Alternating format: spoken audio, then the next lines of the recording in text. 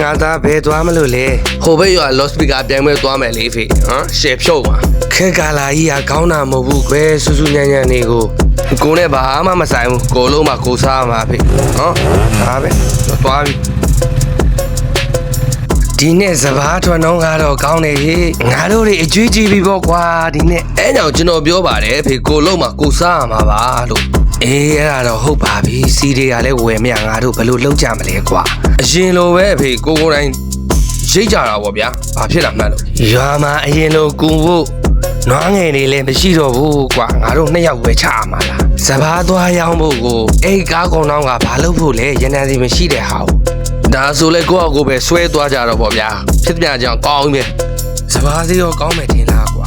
ကောင်းမှာပေါ့ဗျာစီသေးတော့တလောက်ကောင်းလားဒီနေ့အိန္ဒိယမှာစဘာမိဝယ်ဘူးစဘာစီမိကောင်းဘူးကွယ်